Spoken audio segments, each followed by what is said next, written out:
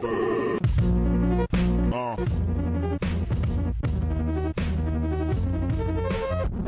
by the paint, drove by the pine. Headed to the club in the boss top down. What's up, everybody? Alucard Gaming here, and today we are going to be reacting to the JORM rework video. So I kind of woke up late. I didn't watch the stream, so this is completely new to me.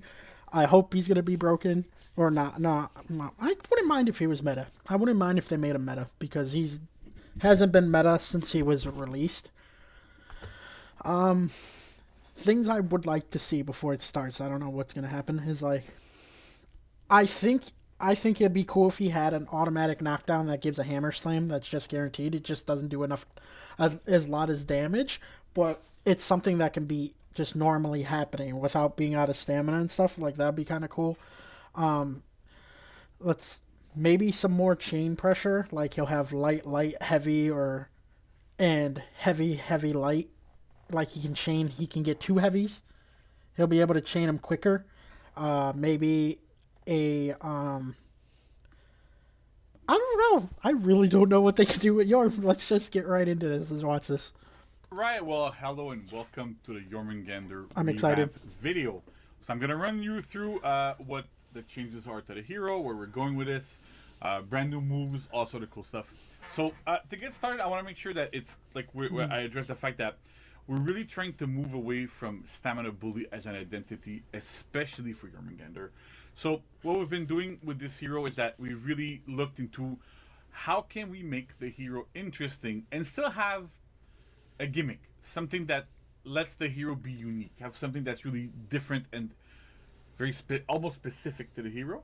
And so for this, we settled onto making a hero that's still a bully, right? Still a big hammer, still big hits. Oh boy, but it's more I'm of a bully scared. that moves opponents around on a battlefield rather than control their stamina and try to gain the upper hand in terms of stamina, where we're going with this. So the first thing that's important to note is that none of JORM's moves drain stamina, pause stamina, or unbalance out of stamina opponents specifically, right? So does that mean the punch doesn't do that anymore? That's crazy, but they better have something more busted. We'll see, there's a move that unbalances opponents, but it always unbalances opponents. It doesn't matter if they're out of stamina anymore. But like the heavy finishers no longer do it.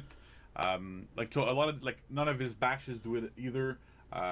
So we'll have to see like where that goes. But it's not. We really wanted to move away from this aspect of the hero. Hammer Slam is still in. Don't worry. So let's get started, right? So to start, we have Jotun Farewell. So we've changed the move. It's a brand new animation, which is this now. So like a big hit to the shins. As you know.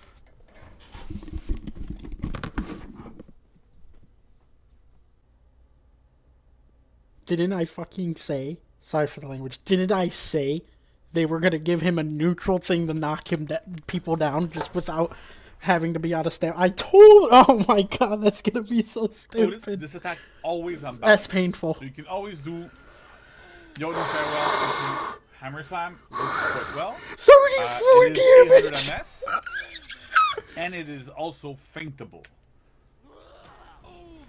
Right? So you can feint to guard break, feint to parry, feint to whatever you like to do. But it's quite strong. It always gives a Hammer Slam. So that's very, very useful. You can do it anywhere you could use Jotun Farewell. So after lights, after heavies. And we can go anything that initiates chains. You can go into a Jotun Farewell afterwards.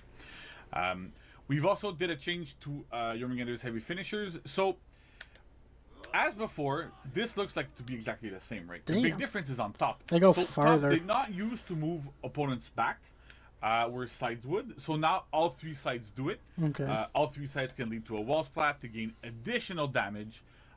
So we really wanted to get into situations where JORM can move people around the battlefield. I'm still like shock and awe for that. Wall splat to walls, to whatever you'd like.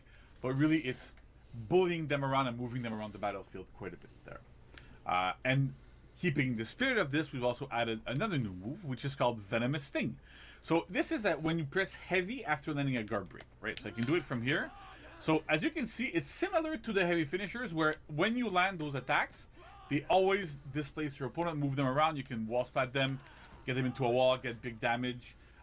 They deal damage similar to heavy openers, so 24. There's a wall spot. On top is always guaranteed. You can get somebody into a wall, hit them again, big damage there. Super interesting things. So again, we really wanted to go towards making sure that the hero was able to move opponents around quite a bit, and we want to be able to like chain as well. So you can go into this, and goes into your your light and heavy openers, or into zone attack if you want. They're not guaranteed, but they still help you add more pressure with the hero. So that gives you a bit of more pressure, a bit more interesting things. The next step we have is another new move, which is a zone attack in chains. The move name is the Ouroboros Smite, and so you can press zone attack after any move except itself, Hammer Slam, and Venomous Sting. So you can do Venomous Sting. You're going to go into, because you go back to neutral, you don't really go into your chain, so you can't do the move. But after any single attack in chains, you can go into that move. It's damn, that sounds slow. It has uninterruptible stance at 100 MS, so it's very difficult to peel. Big trajectory all around Jormungandr. Does like pretty respectable damage. And what's interesting too is that you can go into situations where you can go heavy finisher into Ouroboros Smite, into heavy finisher to Ouroboros Smite. Keep that going, right? So in team fights, you can see this is going to be quite strong. You can hit people around you with an alternating mix of unblockable and armored, and unblockable and armored, and keep the flow going. A lot of what we've been doing with Jormungandr is really work on the hero's flow as well. And this is a big part, right? It kind of acts as a chain reset. It initiates chains. So you can also do, if you'd like, go into this, right? You can go into Farewell, go into Hammer Slam, do all those things that you want to do. Again, the flow is a lot more open when you 24, 26. Even though it comes from a single stance, because it's feintable, right? So we can feint it. It's still a little bit riskier to parry. You can't really interrupt it, so it's a pretty potent tool in his arsenal, and should help in a lot of anti-gank situations. It's quite good. The next up we're going to look at is the light openers. So Jormungandr's light openers had a bit of an issue, especially at high level, where they used to be pokes. And so because of that, they were a bit easier to read, especially at high level. We have some players that are really good at reacting to attacks and reading animations, even after the CCU. And because they were so distinct from the side heavy openers, or from even the top heavy openers, it made them kind of easier to react to and see, oh yeah, okay, I see the poke, I see the wind up, I can parry them on reaction. Even make them a little bit easier to block. So we've actually went back to mocap and reshot these attacks. So now there's swings, right? So all three sides, there's swings instead of being pokes. What the? That should help them, make them a little bit less distinguishable from the heavy openers. So it gives you a little bit more strength into that, where it's a little bit better. It's a little bit like it's harder to react to. So in that way, we really wanted to make Jormungandr like less reactable overall. The next change I want to discuss is the light finishers. So they used to be undodgeable. We've removed the undodgeable property here, mainly because Jotun Farewell and a lot of the other tools that Jorm has in his toolkit right now, they're able to be feinted. You can do a lot more with them. So everything that we've done there felt like it was overkill, and it's also like having the light finishers undodgeable was a bit overkill. And on top, wait, they even said everything we done with him so far is overkill. So they acknowledge that he's kind of this cracked. It was really difficult to work with at lower level, right? When you're at low level, the undodgeables there might as well be unblockable. They're super hard to react to. They're hard to block. They're still enhanced, right? So Jorm still keeps to get that pressure going. So removing the undodgeable here should help make the hero a little bit less frustrating to fight against, especially at lower level. He's gonna be Wait, they can't say he's gonna be easier to He's gonna be less frustrating to fight when no one's gonna be really using lights. People are gonna be just spamming the damn knockdown and everything. It's gonna be feint or let it rip. Feint, let it rip. Feint, let it. That's literally what it's. Next we have front dodge heavy. So it's 800 ms down from I think it was like 1,000. It was quite slow. So we've really sped it up. And on top of this, we've adjusted the uninterruptible stance timing to be at 400 ms. So right after the feint window, So with this, it creates a bit of a mix-up with the front dodge bash, right? So you can go into this feint, the guard break, feint the parry if people are like reacting to your dodge, trying to dodge your punch and stuff. So really the idea here is get into the zone, give him more mix-up, and give the hero better ways to open up from neutral. And then we also have a quick thing about Jotun Gift and Jotun Grudge. So Jotun Gift is light after a guard break, and Jotun Grudge is a guard break after parry. We're not going to go into it right now because I'm alone recording this. I don't. Unfortunately, we've been having some tech issues. I have to record this alone, but still. And so the idea here is that they now deal direct damage instead of dealing. I can do it again if you like. Instead of dealing stamina damage, right? As I said, we've removed all the stamina damage. Replaced it with direct damage in this case.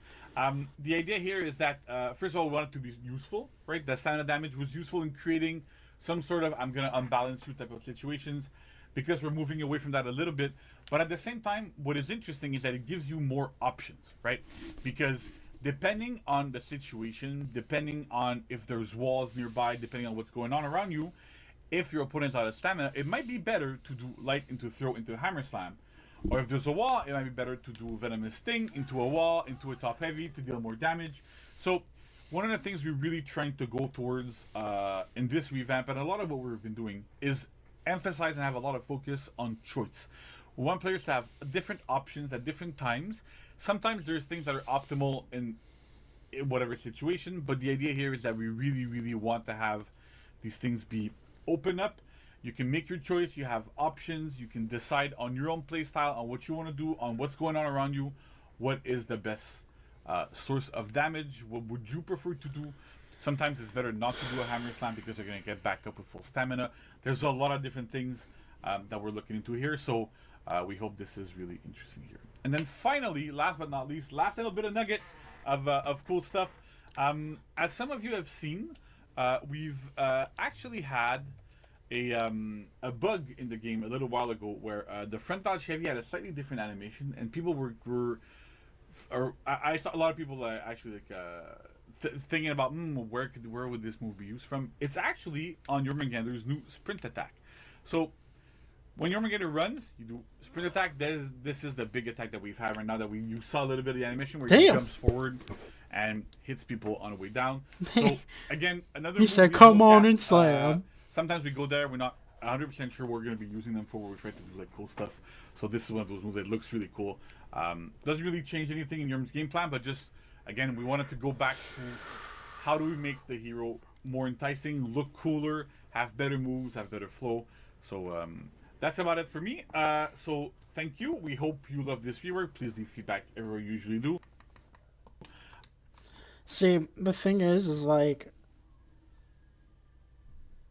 they know they have to know people are just going to be spamming the knockdown instantly, like nonstop, and that's going to be a 50-50, and that's going to lead to ganks and stuff. Like, it's going to be annoying. It's honestly going to be very annoying to deal with. Hopefully, it definitely bumped him up a couple tiers.